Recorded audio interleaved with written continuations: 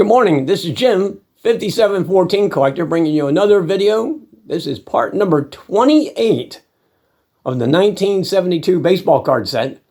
I'm finding it hard to believe that we've done 27 weeks already, but we are at card number 377, and we're going to go through number 386 this morning. So we got 10 more cards.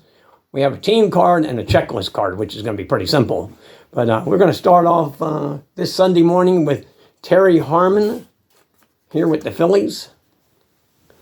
And that is the first card of the morning. And that one's off-centered. I see that. One day maybe I'll upgrade it. We'll just have to wait and see. Here's the back of Terry Harmon's card. And we'll talk about him a little bit. He was drafted in the 5th round by the Phillies in 1965. Number 85 overall. So pretty good draft pick. He played 10 seasons, all of them with Philadelphia. He never played in more than 87 games in a season. And also, just a really cool side note more than anything else, he scored a run in the 1976 National League Championship Series. So that's pretty cool. And he had 262 lifetime base hits. So that's Mr. Terry Harmon. Again, all of this is from baseballreference.com. The Society for American Baseball Research, and I think it's the Bullpen Review, Baseball Review. Hopefully it's one of those. And also I use Wikipedia. So I just want to make sure I give shout outs to them and thank them. So card number 378 is the 4th series checklist. And this goes from 395 to 525. So here's the back of the checklist card. So again, the centering on these cards are pretty rough, but you know what? It's just the way it is. Maybe I upgrade them one day. Maybe I don't. I just don't know if I will or not. So what I did when I did this card, to finish them up, I just wrote the checklist. So I have a index card for every single card. So when we get done with this series, I'm going to have 787 of these, plus a couple extras because I got a couple specials I'll show, a couple custom cards that I had Jay Pylon do. And all that, so we'll show a couple of them. So anyway, let's continue onward with card number 379. We got Ken Berry, who's a very good center fielder in his day. Won a couple Gold Gloves with the White Sox. Played with a couple other teams, but a very good player. And then we'll show the back. And one thing I noticed about these cards, and I should go back and show you guys, there's a lot of headshots where you don't see the hat. You don't see the insignia, which is kind of interesting. So he was probably traded. I'd have to go back and look. But that's Ken Berry here with the Angels. And we'll talk about Mr. Berry here. So he made his major league debut with the White Sox on September 9th, 1962. He had a single and 3 at-bats. So pretty good. He got American League outfielders in fielding percentage 3 times. And Ken won 2 Gold Gloves. So really nice career there. He had 1,053 career base hits, and he played the heckler in the movie 8 Men Out. So now I've got to go find that movie and watch that. So he had a small bit part in 8 Men Out, so that's kind of cool. And I think they came out in 89, if I remember right. So I've seen it once or twice, so I'll have to check that out sometime. So that's Ken Berry. Card number 380 is Earl Williams here with Atlanta. I was going to show you the index card first, but let's show the card. So he's got the trophy, so that's pretty cool. And like I said, the centering on some of these, but I've had these cards for so long. So some of these are in my original collection from when I was, a kid and all that. So there's the back of Earl's card. And Earl had an interesting write-up in SABR, so if you get a chance, check it out. He did not want to play catcher. He did not want to be a catcher.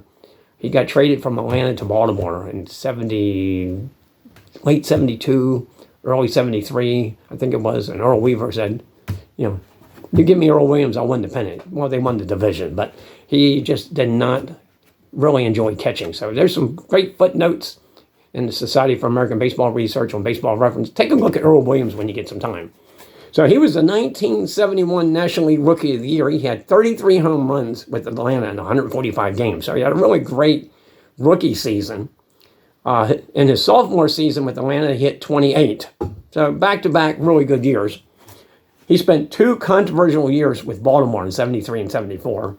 He was suspended for missing the team bus to Fenway Park on June 24th, 1973. So he got suspended for that. In August, he threw his helmet into the stands at Memorial Stadium and all that. So that was another issue that, I guess the fans were rioting him, and there's some notes in there about it and all that in SABR. So, yeah, he had some issues with the fans. I think they were riding him quite a bit. So, that's an interesting thing there also. So he was traded back to Atlanta in April of 1975. And just as a quick side note, he had 138 career home runs. So he was 29 or 30 when he was pretty much done. And nobody wanted to sign him. So, but take a look at Earl Williams when you get some time. So card 381 is the White Sox. And that background should be red. That would be pretty cool with the hats and all that. But I love the card itself, but I like to see the background being a red color instead of green. But here's the back of that. So the 1972 Topps White Sox team card. So that's pretty cool. I do like those hats, though. So we'll talk about them a little bit. They finished with a 79 and 83 record in 1971. Bill Melton, who led the American League in home runs with 33, led the club, of course. He also led the club with 86 RBIs, and he was selected to the All-Star team. So Bill Melton had a solid season. Wilbur Wood went 22 and 13 that season in 44 games. And he started, I think, 42 of them. That's a lot of starts. Can you imagine this day and age, a pitcher pitching a quarter of their starts and all that? Not going to happen. Lucky if the starters get 32 starts nowadays. He pitched 334 innings that season, had 22 complete games and 7 shutouts. Finished third in the American League Cy Young voting, which really is amazing when you think about it. And I looked up Wilbur Wood a little bit more. I think he finished with 164 wins and 156 losses. And he had I think 4 20-game win seasons. So, again, here's another guy. Really had a great career, but did not get the support from the team, the run support that he needed. I'd love to go back and do some research and see how his losses stacked up. So that would be a fun little, maybe I'll do that one day. That would be a kind of a fun little project. Card number 382 is Joe Gibbon, here with the Reds. So another card that could use the red background instead of the green. I start noticing these as I go through the cards. so it's kind of fun. But that's kind of a cool card, though. And, the design for the 72s are just really cool. Really cool. I love them. So we'll talk about Joe a little bit. So Joe was drafted by the Boston Celtics in the 1957 NBA draft. And I went back and looked at NBAreference.com and saw where he was drafted in the 9th round, 85 overall with the Celtics. And he had a really good college career. He signed with the Pirates in 1957, and he signed for a $1,000 bonus and $3,000 for his first pro season. So he only got a $1,000 bonus where we read some of these guys get $4,000, $10,000, $40,000, so it's kind of funny. He made his debut with the Pirates on April 17th, 1960. He got the win. He pitched 2 scoreless innings in relief for that win. He pitched in 2 games, both in relief for the 1960 World Series champion Pirates. So that's pretty cool. He's got a World Series ring to his credit. He had his best season in 1961. He was 13 and 10. He had 3 shutouts, and his ERA was 3.32. He played 13 seasons. He was 61 and 65 with 32 lifetime saves. So, solid player. So that's pretty cool. Number 383 is Brandt Alge. I'm hoping I say that right. Here with the A's. Again, they don't show the insignia, but you see the color of the hat is green. So, but you just don't see the whole thing. But here's the back of that card. And we're going to talk about something cool with Mr. Alge here in a second. So, really cool thing that I found on Baseball Reference. So, Brandt became the 9th player in Major League history to hit a home run in the first pitch he ever saw in the majors. He hit a home run. So he was the 9th player in MLB history to do that. So that's pretty cool. First pitch, hit a home run. Pretty interesting. That happened on September 12th, 1965. And it was a 3-run homer to boot. So pretty cool. So I'm hoping I get all this right because there's a lot to talk about with this. So I had to go in and write down some of the notes about this. So he was involved with a bizarre double play on April 25th, 1970 in Bloomington, Minnesota. It may not have been a double play, but long story short. So Earl Wilson was the batter, okay? And on a third strike, the catcher trapped the ball. It actually hit the dirt. So he was assuming it was the third out. So it was a single out. So I was mistaken about the double play. He rolled the ball to the pitcher's mound. The umpire never called the third strike. So Earl Wilson ran to first base. All the Twins players, that's who Brandt was playing with at the time, were heading toward the dugout. Brandt Allier, who was playing left field at the time, came in, noticed Earl Wilson was running. He came in, got the ball, threw the ball as Wilson was coming around third, threw it home. Leo Cardenas, the shortstop, caught the ball at home plate, ran him back to Allier toward third, and Allier tied Earl Wilson out for the third out. So the play got scored, make sure I say it right, K7 for the left fielder, 6 for the shortstop, 7. So it was K767. So that is pretty cool. And I had to write it down to make sure I remembered it. So I wrote it all down and I can read it to you. I'll read it to you now. So, involved in a bizarre play on April 25th, 1970 in Bloomington, Minnesota. The play was scored K767. The batter, Earl Wilson, on a strikeout, but the Twins catcher caught the ball on the dirt, trapped it, okay? So he thought he had held on for the third strike, but the umpire never called the third strike. So the Twin players proceeded to leave the field, and Earl went on and ran to first base and was coming around the bases.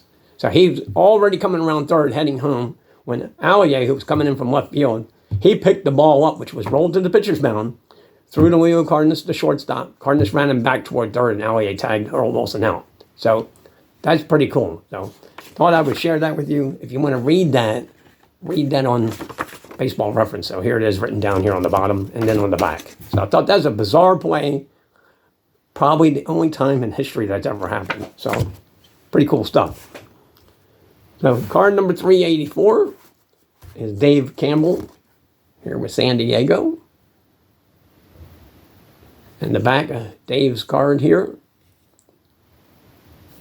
So, we'll talk about Dave Campbell a little bit. After graduating from college, he signed with the Tigers for a $10,000 bonus. So, and he was a hometown boy, if I remember right. He grew up in Michigan, so. He made his debut with Detroit on September 17th, 1967. He pinch hit for Ray Oyler in the 6th inning. He got his first major league hit, which was a home run on August 7th, 1968, and that was against Mike Paul. He was traded to San Diego in December of 1969. Dave played 154 games in 1970. It was the only season he played full-time. He led the National League second baseman in putouts with 359 and assists with 455. And he hit .219 with 12 home runs. And he played 8 seasons in the major leagues. So, pretty solid career, but just not a great hitter. Still very solid. Card number 385 is Mickey Stanley. I'm sure some of you have heard of Mickey Stanley and what he did. Of course, he played center field for the Tigers. He played with them, I think, 15 years. But he played shortstop in the 1968 World Series, and there's a notation on my index cards about that. And we'll talk about that in a minute. There's the back. Put that there. So this is prior to the DH and all that, so keep that in mind. 1968, we'll talk about that. So he played, 15 seasons, every one of them with Detroit. So that's pretty cool. He made his debut September 13th, 1964. He hit a single in his first major league at bat, and that came against Claude Osteen. He won 4 Gold Gloves as a center fielder. And late in the 68th season, Mayo Smith, who was the manager of the Tigers, he had 2 shortstops. One was Ray Oyler, and I can't remember the other shortstop's name. But they combined, Euler hit 135 for the season. The other shortstop might have been Tom Matchek, hit 203. So in the outfield, they had Al Kaline, Jim Northrup, Willie Horton, and Mickey Stanley. So those four were sharing the three outfield positions. Well, come late in the season and going into the World Series, Mayo Smith made the decision. He wanted to make sure Al Kaline's bat was in the lineup for the games in the World Series. He moved Mickey Stanley to shortstop for the World Series. So that was a very controversial thing to do at that time, but it proved pivotal because Kaline had 11 hits in the World Series. Stanley had 32 chances, made 2 errors, but they were incidental, did not matter. So pretty cool that Mickey Stanley said, I'll do that. Let's get Al's bat in the lineup. And they went on to win the World Series in 7 games against the Cardinals. So that's pretty cool. So Mickey hit 248 lifetime, and he had 1,243 hits. So he had a very solid career with Detroit. So the last card this morning is Jim Colburn here with Milwaukee. That's a cool looking card. I really like that card.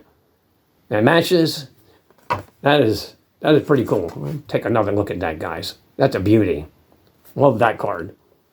And there's the back. And we'll talk about Mr. Colburn here in 1 second. So again, that's card number 386 this morning. He pitched 10 seasons in the majors. He was the first 20-game winner in Milwaukee Brewers history when he went 20-12 with a 3.18 ERA, 22 complete games, and 4 shutouts in 1973. So pretty awesome stuff. He pitched a no-hitter while he was the Kansas City Royals on May 6, 1977 against the Rangers. So that's pretty impressive. His lifetime record was 83-88, and he pitched in 301 Major League Baseball games. So that is the 10 card this morning. So we are now up to 386, and we're pushing our way through up to 400. So just a quick reminder, I hope everybody enjoyed the series this morning. Always fun. I'll get started looking at the next 10 and all that, but I certainly enjoy doing the research, and you find out some cool stuff about these great ball players. And let's be honest about it. Every one of these players are great. You do not make the major leagues without being you got to be a great high school player, great in college. Just think about how tough it is and all that to make a major league roster and just to play one game in the majors. Maybe get one at bat, pitch a third of an inning. You've done something millions of other people will never do. So it's pretty cool. So when you think about professional sports, baseball, football, hockey, basketball, NASCAR, whatever you want to talk about, to make the team and play in professional sports at the highest level is pretty impressive. It's pretty cool. So with that being said, that's my preaching for the day. It's been fun, and I'm enjoying this to no end. So I'll mention the giveaway one more time. I'm going to close it out later on tonight. And then on Monday, I'll get down and start working on the research, make sure I have everybody written down. I'll do a video probably Thursday next week, maybe Friday, and we'll announce everybody. I'll double check. If I miss you, I apologize, and I'll make it up to you. We'll work that out if I do miss someone that commented and I missed their name. So I'm going to go back and double check everything. But just in case I do, I'll do that. So let me show you again. We are giving this card away here. The 62 Marichal. Got a little bit of glare. The 1969 Billy Williams. That's a cool card. I love that card. Beautiful. And the 86 Donruss Nolan Ryan. So that's the 3 cards, plus some additional cards I have off to the side, which will be a surprise. Because I think it's more fun that way too. And hopefully everybody, enjoyed this video. Like I said, this 72 series, I'm having a blast with this. I love baseball history, and I love researching it. So I'm enjoying myself. And I'm pushing 20 minutes this morning. I can't believe it. 10 cards and it took me 20 minutes. But anyway, I just hope everybody has a great Sunday. Please take care of yourselves. Give me a comment. Tell me how, if you're enjoying the series or not. And, that's the end of part number 28. You guys take care and have a great day. Bye-bye.